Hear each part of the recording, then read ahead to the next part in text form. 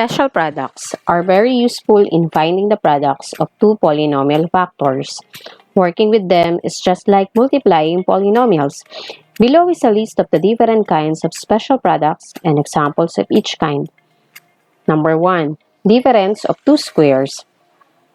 When the sum and the difference of a binomial are multiplied to one another, the product is the difference of the square of the two terms, as in quantity of x plus a times quantity of x plus a is equal to x squared minus a squared, where x is a variable and a is a constant number.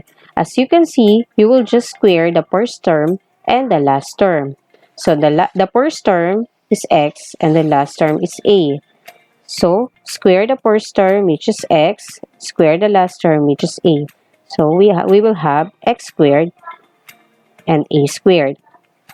So for the sign, we will just multiply the positive and negative, so the answer will be negative. Let us have an example.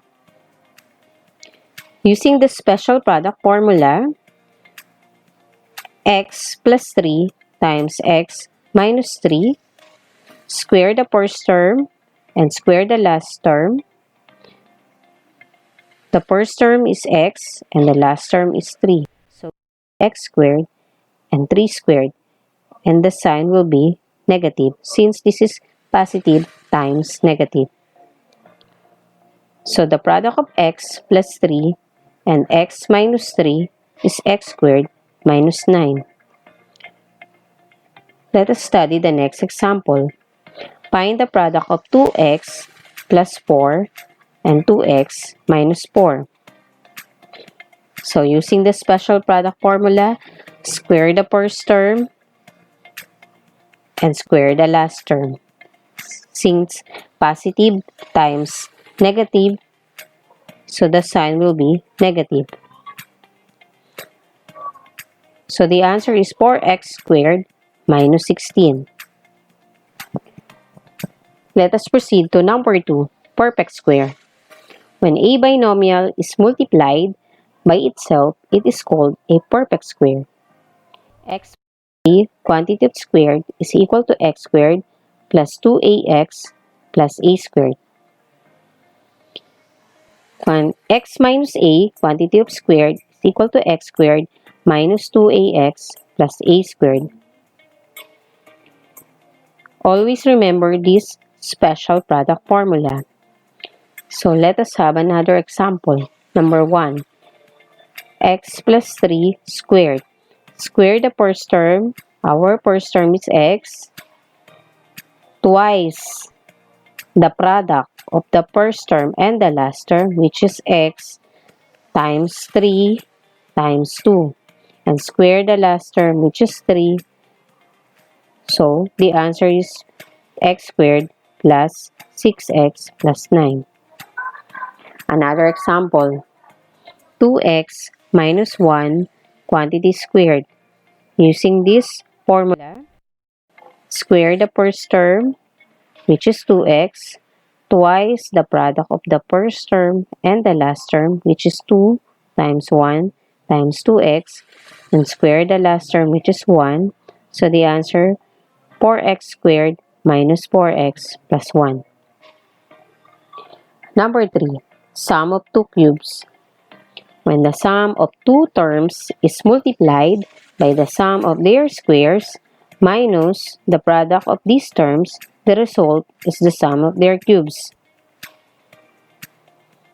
X plus a times the quantity of x squared minus ax plus a squared is equal to x cubed plus a cubed. Always remember this special product formula. Let us have an example. X plus 1 times the quantity of x squared minus x plus 1. The answer is x cubed plus 1.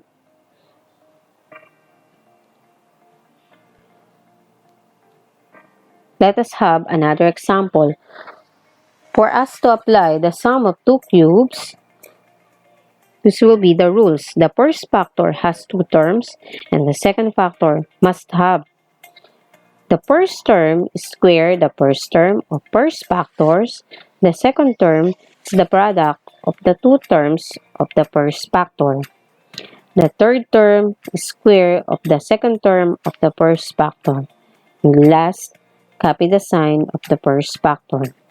So applying these rules, the first factor has two terms, which is 3x plus 2.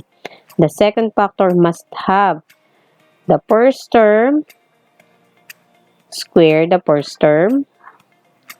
The second term must be the product of the first term and the last term, which is 2 times 3x. And the third term is the square of the last term, which is 2 squared. So the answer will be 27x cubed plus 8, because 2 cubed is equal to 8. Number 4, difference of two cubes. When the difference of two terms is multiplied by the sum of their squares plus the product of these terms, the result is the difference of their cubes. X minus a times the quantity of x squared plus ax plus a squared is equal to x cubed minus a cubed. Always remember the special product formula and the rules. So x minus 2 times the quantity of x squared plus 2x plus 4. Following these rules, the first factor has two terms, which is x minus 2.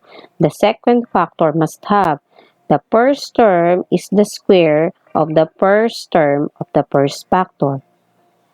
The second term is the product of the first term and the second term of the first factor. And the last term or the third term is the square of the last term of the first factor. And then copy the sign of the first factor. So we have x cubed minus 2 cubed. X cubed minus 2 cubed is equal to x cubed minus 8. Another example. 2x minus 3 times 4x squared plus 6x plus 9. Again, applying these rules, the first term has two terms, 2x minus 3, we will just copy, and the second factor must be the first term, square the first term of the first factor, and then the second term is the product of the first factor and the last factor, the 2x times 3, and the third term is square the last term of the first factor, which is 3. So the answer will be 8x cubed minus 27. Number 5, trinomials which are not perfect square. This will be the special product formula, where a and c are numerical coefficients, b and d are constants. Always remember this special product formula. So let us have an example. X minus 2 times x minus 3. So this will be our ax, and our b, our cx, and our d. So applying this special product formula, this will be our acx squared plus this will be our acx squared, and then 1 times negative 3 comes from a and d. 1 times negative 2 because of b times c plus our b and our d, which is negative 2 and negative 3. Then the answer will be x minus 5x minus 6. Another example, 2x plus 3 times 4x plus 2. Our acx squared This is our AD. This is our BC because 4 times 3 and then x plus BD 3 times 2. So the answer 8x squared plus 16x plus 6. Let's try this.